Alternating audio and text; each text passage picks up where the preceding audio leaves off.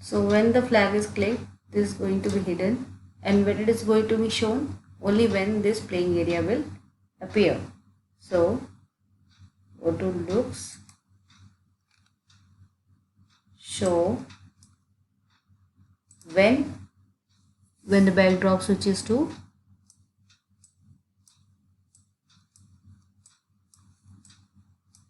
the play area. So select play area and show.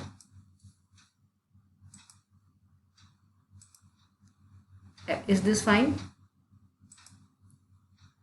And the ball is not there, it is hidden when your starting screen is there, and when you click on this button, the ball is there in the playing area.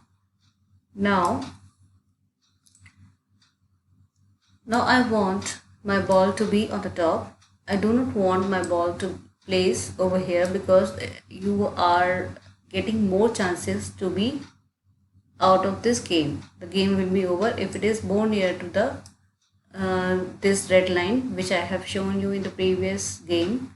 So just keep the ball on top somewhere here, and what you want now, you want to move your ball, at a random movement. You want to give a random movement to your ball. So for that, first of all, when you click this flag, you want the position of the this ball to be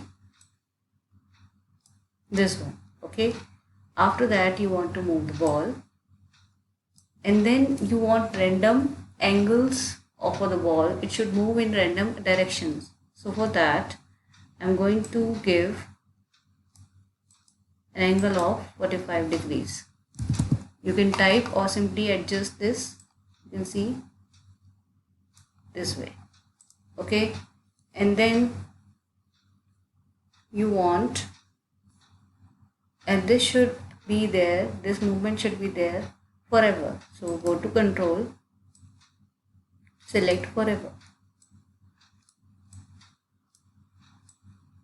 Whenever these join together, so do one thing,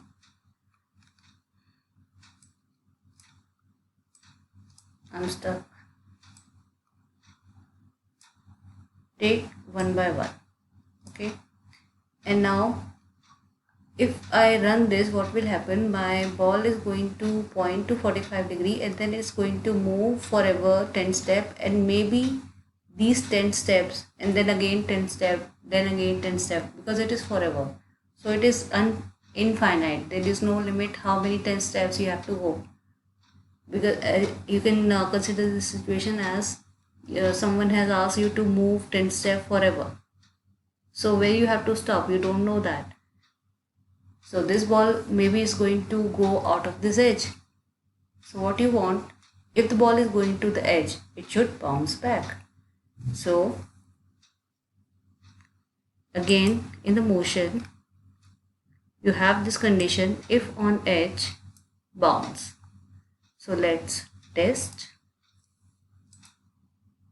You can see the ball is going to the edge and it is bouncing back. So let's see, if I remove this, it has gone to this corner, and if I place this again, it is going to bounce back. Okay, see, this is how it has moved 10 steps infinitely and has gone to the out of the boundary. That's why we have used if on edge bounce. Okay, now it is nicely moving throughout the space. Now we need to add our next sprite, and that is the paddle. So stop and add the paddle.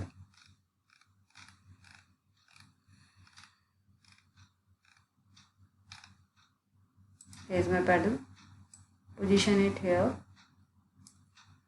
and now I want my paddle to move only to the left or right to stop this bouncing ball. See, now my paddle is also being shown here, so I have to apply the same code which I have applied on the ball. So first apply that. For that, I am not going to just drag and drop it again. I'm just going to drag the whole code to the paddle. See, now what will happen? both the codes are here.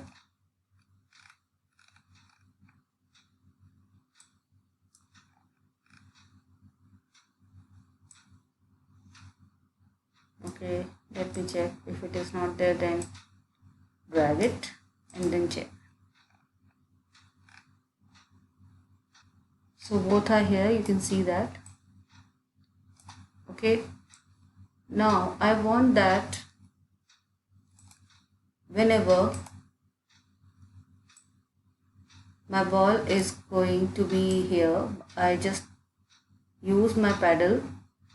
I'm not going to use it like this to bounce it back. I just want my paddle to move only to the left side or to the right side, and that with the help of the mouse.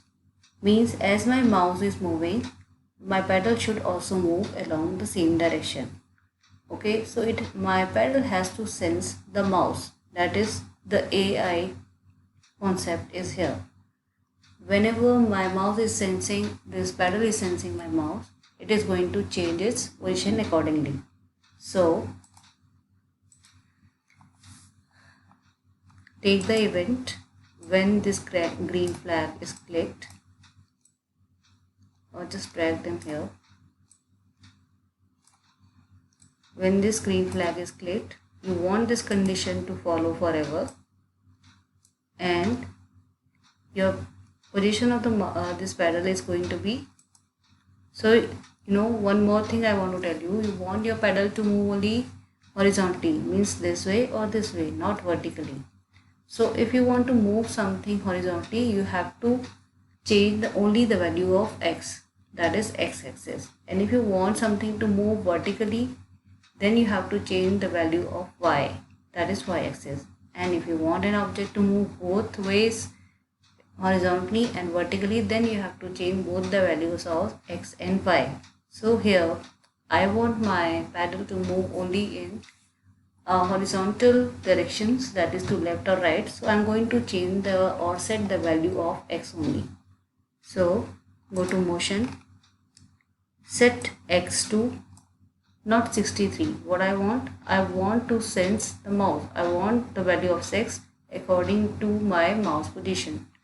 So it has to sense the mouse, the AI technique, the mouse x-axis, not the y-axis, because the mouse has to move along to the left side or the right side. So let's test. You can see that as my mouse is moving, my paddle is also moving in the same direction. Okay, now this is done. Now the next challenge is, I want my ball to touch this paddle and bounce back. Right now there is no change. My ball is passing through the paddle. See, it is not sensing it. So now my ball has to sense the paddle. Whenever it is going to sense this paddle, then it has to bounce back. So for that, click on the mouse, take the event when clicked, and again this also forever. And if my ball is touching this paddle, so then you have to again sense the ball. If it is touching not the mouse pointer but the ball or the paddle, sorry, then it has to turn or take bounce back. So bounce back means it has to take 180-degree angle. So go to motion, turn by 180-degree, not 15, make it 180, and then take some steps and move back.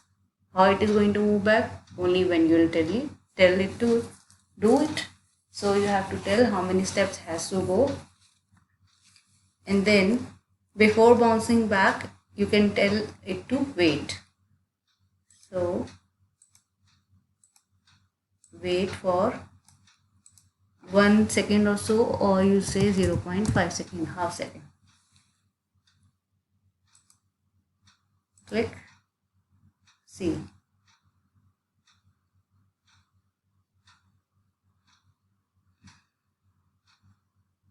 Okay.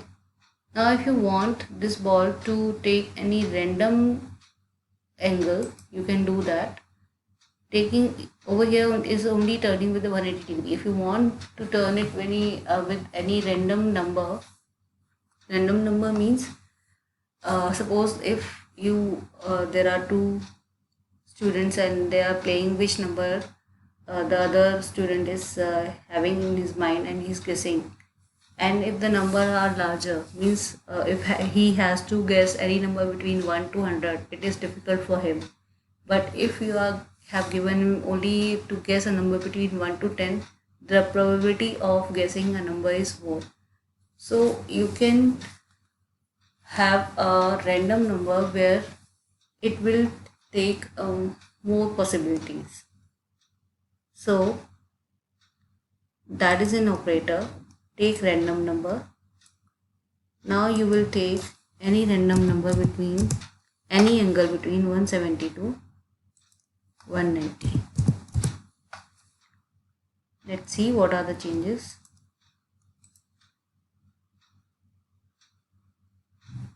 You must have seen now the ball is taking different angles and it is unpredictable for me in which direction it is going. Okay. Now my third task is the red line. So add the red line, click on the sprite, find out your red line. It's here. Place it at the bottom.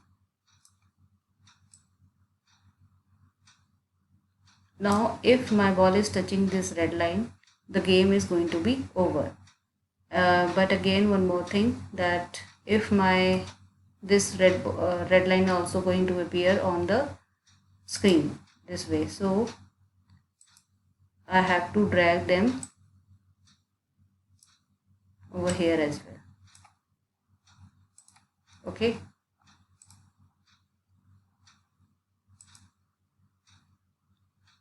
Okay, only hide is there, not the shown one is there, so I have to drag it.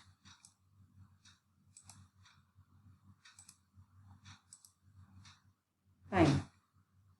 Now go to ball and again you will take the event when clicked, and this condition is also going to be there throughout the game, so forever loop. And again if it is touching, so if then loop, if then condition and sense. Now it is going to sense the color, so if it is touching the color, now over here you can see that this is the green color but the color of the line is red. So how you'll fix it? Click on this and you can see this pick color tool. Click on that and move it to the area where you want to have sense it a color. You can see the same color is there. So when it is touching this red color, what it should do? It should stop the game. So go to events, go to control and stop the game. Stop all.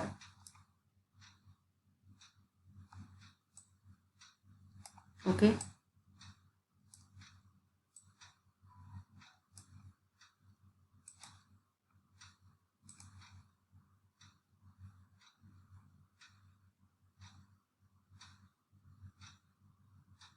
Okay, now everything has stopped. Let's see one more time.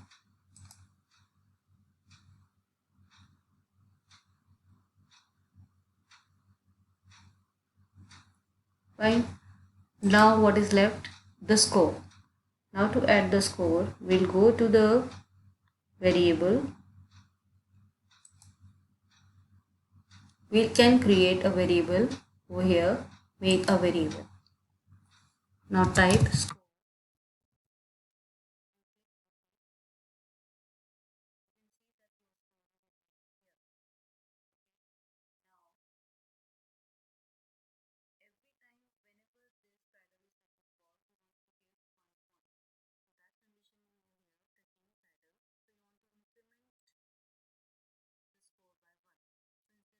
Variable, click and choose score.